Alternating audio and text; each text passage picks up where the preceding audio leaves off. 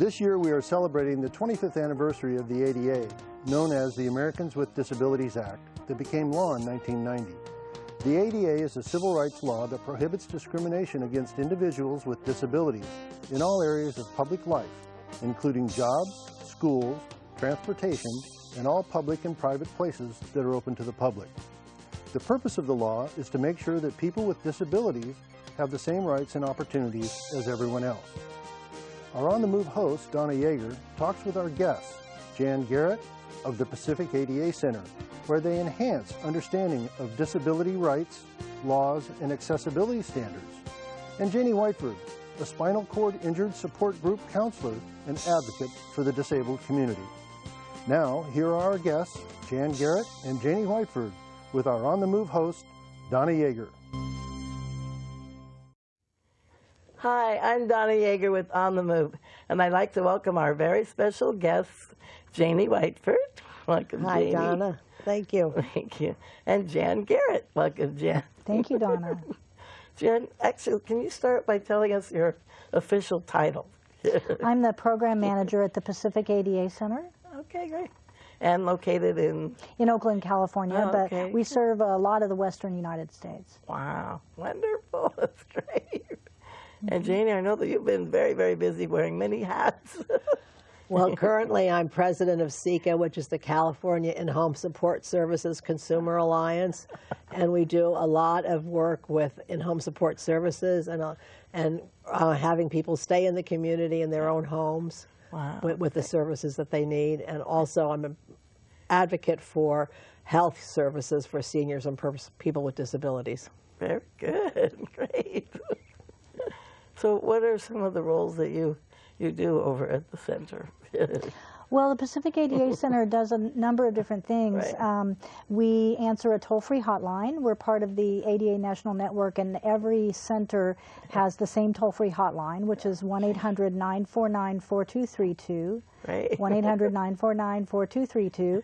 So anywhere that you are in the country, you can dial that number and you will get the ADA Center that serves your region. Okay. So we are in Region 9, so we answer a lot of calls about the ADA and other disability civil rights laws. Right. And we also do a lot of training of anybody with rights and responsibilities under the ADA. And we want to also emphasize that Americans with Disabilities Act actually was signed back in July 26th, 1990. That's wonderful. Correct. It was so exciting. Yeah, we're in the 25th anniversary year this year. Right, right. Yeah, and actually I was pretty involved when I worked at the Independence Center in Arlington, Virginia, and we worked very hard. We did a lot of talking with subcommittees over in D.C. It was an exciting time, that's for sure. Yeah, very much right. Of a needed law, and a lot of people working to get it passed. Right, right. But in a nutshell, how would you describe the most important parts of the ADA with the, say the last 10, 15 years? Well, I mean, we're going to talk about many different aspects, but I think one that I want people to be sure to understand is that a lot of people are covered as people with disabilities under the ADA. It's not just people in wheelchairs, even though the three of us sitting around this table are in wheelchairs, but it's actually, meant to serve people with all different kinds of disabilities, and not only visible disabilities, also invisible disabilities, because most people have invisible disabilities. Right. And so it's meant to broadly cover a number of people, and it covers people that are associated with people with disabilities as well, if you experience the discrimination at the same time a person with the disability does. So, so it's important to understand that, and that it covers a wide array of things like physical accessibility, employment, state and local government programs and services, telecommunications, transportation. A wide variety of topics are covered under the ADA. Right, exactly. And they started with sit-ins back in the day when they were trying to get it passed, and that was pretty interesting. Well, I think when it was early passed, there was a lot of press about it, a lot of activity around it. Over the 25 years, it's kind of lulled down a little bit, and we're hoping with the 25th anniversary that there's a revisioning of the ADA, that people will see and understand that there's a lot of people out there who don't know what the ADA is all about and how it affects and can affect them individually. Right. And also there's a lot of information online that's very helpful for people to read. Absolutely. You know, it's accessible, it's available to everyone. That's wonderful. Yeah, people can go to our website, and I know they can go to your website as well. Our website is www.adapacific.org, and there's a lot of useful information there. Excellent. That's great. And our website is CICAIHSS.org, CICAIHSS.org. Great. Wonderful. Information. Well, you know, back in, I'm trying to think of the year, it was like 1974. I lived in Virginia, and I, you know, kind of like our Abilities Expo now, they had a little mini one back then in Virginia, and actually it was in D.C., Washington, D.C., and I was, you know, looking at all the booths, and all of a sudden this wonderful gentleman came up to me, and he said, "Hello, what's your name?" I said, "My name's Donna." And he's like, "Well, my name's Ed Roberts, and I am so happy to see you here." He said, "I know that you're going to be somebody when you grow up, so I want you to, you know, be actively involved and really, you know, work as hard as you can to get your rights and to keep your rights as a disabled person." I said, "Okay, I will." I was only like 14, you know. So, but it was really an exciting time to meet Ed, and Judy Human was there, and they were working very hard, you know, to try to make things accessible with the independent living centers.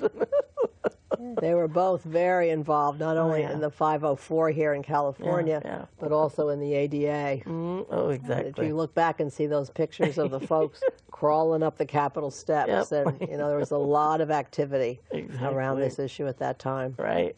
And the signing, I do remember the signing? Yep. That was a big deal, was covered in all the news. The photograph is wonderful. Took hundreds of people, thousands of people to make sure that it was passed and that worked on it. And a lot of advocacy. And it has made a big difference, I think. It really has. We were talking, Jan talked about the different areas of it, and one of the areas that I noticed a huge change since the years that I've been involved is the access. And, you know, what's really interesting is everybody says access for those with disabilities, but all those access issues are helping so many people, not only those of us with disabilities, but the lady with the baby carriage and the delivery man who loves those curb cuts just as much as we love those curb cuts, or being able to take the ramp going up to whatever building you want to go in. I mean, it's been a real boon to a lot more people besides those of us with disabilities. Exactly. Yeah, universal design is sometimes what it's called, and a curb ramp is a perfect example of universal design that anyone with wheels can use and do use. And, and so it's great. And people love the big stalls in the bathroom, too. And often, how many times have you gone into the bathroom and you haven't been able to get in those stalls? Because, well, but I feel kind of mixed about that. I'm actually kind of glad that people like them because I want them to continue. That's right. And the same thing in the stores, the dressing rooms now have the bigger stalls for, in the department stores lots of times. Yep. Very accommodating, nice. And even the aisleways in a lot of the shopping centers are wider now.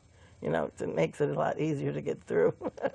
Yeah, there have been a lot of physical building, physical structure, and also sidewalk changes, you know, in my lifetime that I've seen. And transportation is a huge area that's been impacted as well in terms of access to buses and at least the subway in the Bay Area and, you know, other things. You go around the country and you see, I mean, I know in New York City the buses are all accessible. It's wonderful. Here in the down here in the South Bay, buses are all accessible. That's true. An alternative transportation with ready wheels or whatever you happen to have available. Right. For that, which is very nice. So that's been a huge impact. Another thing that I really noticed a lot too is it's not only the Well, the one thing we should talk about too is in the medical field. Because the medical field is one area. There are some areas which have not been as accessible as others, and we would love with this 25th anniversary to have everybody get on board. Because a lot of times you go to doctors' offices and their services are not as accessible as we'd like them to be. And you know, and people that are visually impaired might have trouble. People with hearing impairments, they might not have translators for them, which is under the ADA they're required to have. So sign language interpreters. Sign language interpreters, so that is an issue. And they may not have to have a sign language interpreter for every visit, but if it's a complex visit, if you're a new patient, there may be, you know, different reasons why you might need one. Or, I mean, they might need a consultation, you know, and have a special, Healthcare can be a very complex area, and you need to understand it well. That's when your doctor's talking to you about it. So. That's right. Definitely.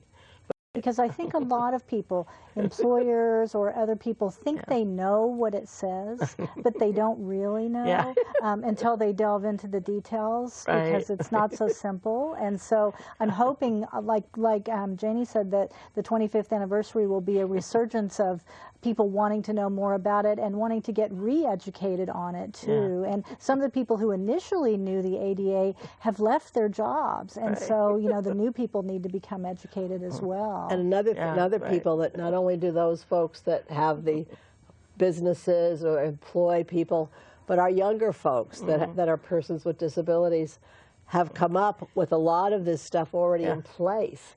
And they don't know what it can be like if it's not. So we really do need to educate them too, and let them know that you know, there's more that can be done, and they should be interested and knowledgeable about what's happened. Right, and helping to preserve everyone's rights, including theirs. Exactly. So we kind of started the ball rolling, so to speak, and now it's their turn to kind of, you know, really get involved. That's right. We're getting tired. The next generation needs to take it and take the helm. Well, that's partly what you do, though, in Sacramento, right? When you go up there and talk with the young kids. And some of it, but a lot of what I do is mostly with the legislators. And they need to know, too, that this cannot be depleted. That it needs to stay the way it is or improve. Exactly. And, so that's a lot of what I do. We probably do a lot of education. Well, we do a lot of education of different people, again, people with rights and responsibilities under the law, but there's a lot of really exciting groups of young people with disabilities that are, you know, coming up and learning to become advocates, et cetera. So it's great. We want to support that. Oh, absolutely. The Independent Living Center has, you know, Disabled and Proud. That's a huge, big organization, and they're very active, which is fun to see, and that reminds me of the big celebration here in the Bay Area is going, or in California is going to be Disability Capital Action Day in May up in Sacramento, and that their whole focus is on the anniversary of the ADA, 25th anniversary. Well, that's exciting. And did you say that the Legacy Tour, the big Greyhound-sized bus that's touring the United States? There's a big, it's called the Road to Freedom bus, and it's been touring the U.S. and all over, and it did come to California, but it's been all over the U.S. and still has more stops to make in 2015, and it carries a lot of different photographs and other information about the ADA so that people can learn about it. You know, another thing that I wanted to talk about, too, is that people I don't think often realize is that, as Jan said, it's services and it's the activities that you provide to folks that also have to be accessible. And I found that, you know, hugely. I mean, if you go to a lot of the activity centers and the community centers, a lot, you know, what they offer has to be accessible to folks too. So you can take that art class and you can take that with having the accessibility issue there, which is nice. It's very nice. And entities need to make sure that they modify their policies when they need to allow people with disabilities to participate whenever possible. Definitely. It's important. It really is. Jan, can you tell us the difference between a companion animal and a service animal? I can, actually. Well, service animals, for one thing, are now only miniature horses and dogs. Okay. A companion animal can be any breed of animal, for one thing. It can be, cats, birds, anything that is a companion to someone. And a service animal can be in the community because it provides a task to the person, right. and it's under control. It's under the person's control at all times. Right. A companion animal can live with someone in their housing, and it can also be on transportation, including airlines. The airline may want some documentation about it, and the landlord may want some documentation about it, making sure that the person needs it for their disability. But other than that, then the companion animal can be with them. And Jan, you also told me and showed me beautiful photographs of your friend that has a really nice house, beautiful home. And is he a designer or what? Yeah, well, his name is Brian Mcmillan. Yeah. He lives in Kansas City, and he's a landscape architect, actually. Oh. And he became a person with a disability and redesigned his house to be totally accessible. Wow. And one of the reasons I wanted to bring it up, number one, is because a lot of people think the ADA applies to housing, and actually it doesn't. Yeah. In most cases, the ADA does not apply to housing, but there are laws that do apply, like the Fair Housing Act. But to private homes, nothing necessarily applies, but you can make your home as accessible as you need it to be for you. And that's what he's done. He has an organization and a website called The Accessible Life, and he's done some really great things with his house to make it accessible. And a lot of those things can work for other people too, like front-loading washers and dryers, like having a sink and a stove on an island instead of having to access it, on a different countertop. A bathroom on the first floor. Yeah, and having big bathroom that you can, move around in. And so he's done a lot of that. He's done a great job. And even though you may not be able to do everything that he's done in your house, you can look at examples and be able to use some of it. Right, exactly. Well, I wanted to kind of bring up a situation that a friend of mine had where they went in for a job interview, and they found out about the job. They found out about the position, called them on the phone, and they said, yeah, the position's still open. And they went in, and the second that they arrived, which is like 20 minutes after the phone call, they said, oh, position's been filled. It's like, well, wait a minute, give me a chance here, let me go through the interview. And it is important that, you not only present yourself in a good manner, but, to let the employer realize that, they need to give that person a chance. Just by looking at the person, that they're disabled, that, they really need to give the disabled person a chance to prove that they're capable and, they qualify for that position. Well, I don't know all the facts, but what you just shared with me sounds like it was a straight-up violation of the ADA. Right. And the employer should definitely not, when they see somebody with a disability, oh, I'm sorry, the position's closed. Right. That's pretty much of a red flag to somebody. And, I mean, for goodness sake, give the person an interview. And, they might be really well qualified. You might really like them in the interview. And there might only be very minor accommodations, if any, that they need. Frankly, I use very few accommodations on my job. Right, yeah. And even though I have a very significant disability. But I also bring a lot to the job. So, and many people with disabilities do because they're highly qualified. Exactly. Well educated. Right. Experience. Yeah. Yeah, I can remember when I was working, I like you, very few accommodations. I just needed a roll under desk and, Yeah, my desk is up on blocks, wood blocks, that cost very little to do. Right. And we're very creative also of making things accessible. That's it right. doesn't have to be a super expensive modification either. It can be, still look nice, still be pleasing to the eye. Making things work. Right, exactly. Well, they've done studies on that and have said how cheap how cheap it is to do most of these accommodation issues. That's way less than most employers would Most of think. them are under $500, and many are free. Wow. Oh, that's amazing. Really? I didn't realize that. Yeah. That's Yeah. great. Yeah, absolutely. And as people with disabilities, you know, you get lots of skills. I mean, we're born planners. Yeah. And, you know, and we're creative thinkers. We think out of the box because that's something that we have to do. Exactly. Living with our disabilities. So there's a lot of skills that you get Right, when you right. hire someone with a disability. Yep. And our ingenuity, too. You know? Yes. Right. I come up with all kinds of different gadgets to make things work. So. Well, and lots of times those benefit other people besides you in the exactly. workplace. That's right. That's true. That's right. That's true. I'm sorry, you were going to say something and I interrupted you. No. Okay. Now you made me lose my thought. Oh, well. Oh, well. Well, when we went to the conference, the Abilities Expo, I was very, very impressed with the tour, the Legacy tour, and the gentleman was so nice. I forget his name. Tom Olin. Right, thank you. But he also has a website too that's really interesting, and but you could just Yeah, I think ADAlegacy.org, people can go to Right, that if they right. want to and learn Exactly. about the Legacy Tour and learn about the bus and learn about Tom, who's been taking photographs of people with disabilities and the disability rights movement for decades now. Wow, it's amazing. I mean, the back of the bus is completely covered with the ADA little. Right, and we don't have to be in the back of the bus anymore. That's right. For sure.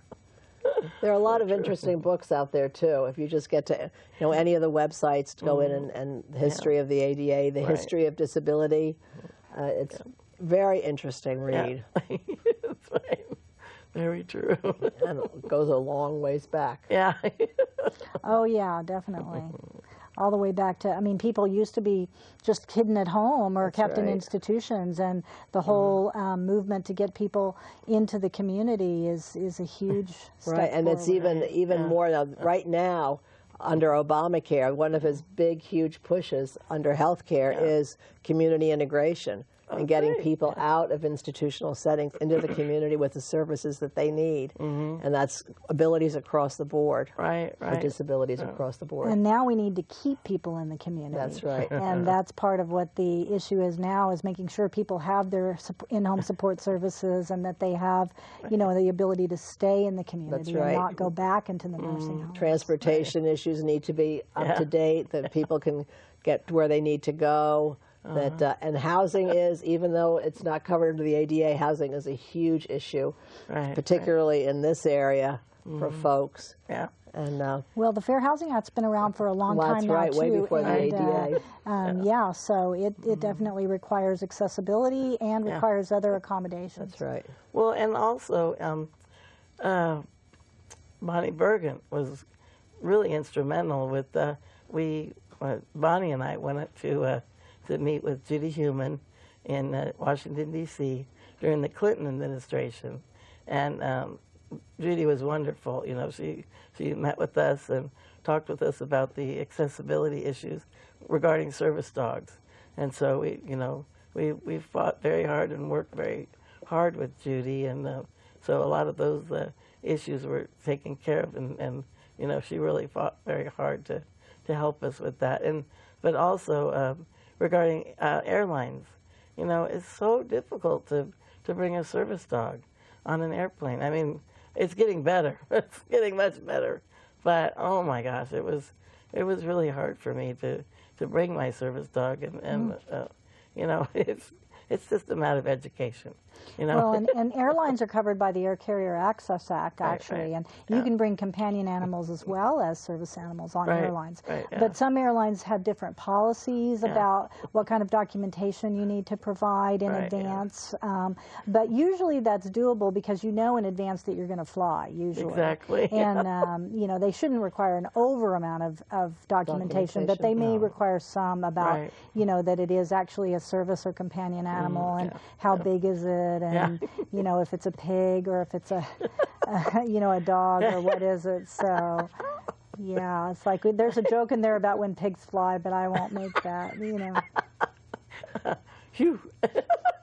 I know a lot of the airlines now have disability coordinators that you can call for information. Right. Oh, good. So Great. Yeah, the Air Carriers Access Act has a requirement for for that specifically. Okay. Yeah. Good. Maybe tell us one more time, Jan, about the phone number. Not one more time, but about the phone About number. the ADA not Center? phone number. The website. The website.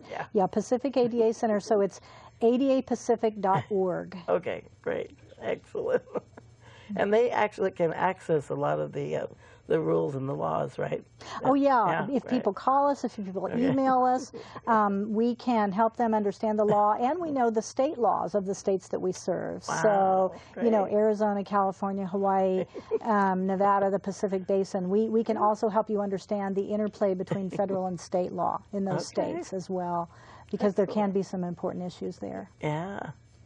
And your website one more time. My website is CICAIHSS.org. Okay. Okay. And what about like in federal buildings or state buildings? Where did that come under? Well, state buildings would fall under the ADA, under Right. Title II of the Right. ADA, which is state and local governments. And they're required, not only their buildings, but their programs and services are required to be accessible also. And that's a matter of educating the people working there too, right? Yeah, providing program access. And but federal buildings are covered under a different law, actually, Okay. under the Rehabilitation Act, or Right. for architectural access and the Architectural Barriers Act, Right. or ABA. Okay. Yeah, there's a lot of alphabet soup in the disability For world. sure. Yeah. Just like the bureaucracy that we all love so well. But, you know, I think that you look into a lot of buildings. Yeah. The one that I think is the most difficult are the historical buildings. Oh yeah. Because they are exempt in some cases. Right. But, you know, you look at a lot of these historical buildings and you think that have done the access and have made them accessible. Yeah. And if they do it well and they do it right, it doesn't change the facade. I mean, it blends in, it looks good, and it's definitely doable. Yeah, they're required to do everything they can up to the point where they're, you know, actually affecting the historic significance of the building. But if Right. they're not affecting that significance, then they're required to provide access. Well, Jan, I want to thank you so very much. This has been wonderful, so wonderful, really interesting. And Janie, thank you. I really appreciate it. Thank you, Donna, for the opportunity. Thank you. And thank you so very much for joining us. Until next time, I'm Donna Yeager with On the Move. Have a wonderful day. And another area that we get a lot of calls about is service animals, too. Oh, yeah. And people actually having a legitimate service animal, and businesses knowing what a service animal is and what they can ask about. Yep. It's not really that complicated, but people need to remember, and we have these great pocket guides, by the way, that people can call us or email us about service animals. But there's really just two questions you can ask. Yeah. Is this animal needed because of a disability, and what task does it do? Oh, And that's really the only two questions you can ask. Right, And they're not required to be certified, but the animal does need to be under control. right, yeah, And service animals can only be dogs or miniature horses. right.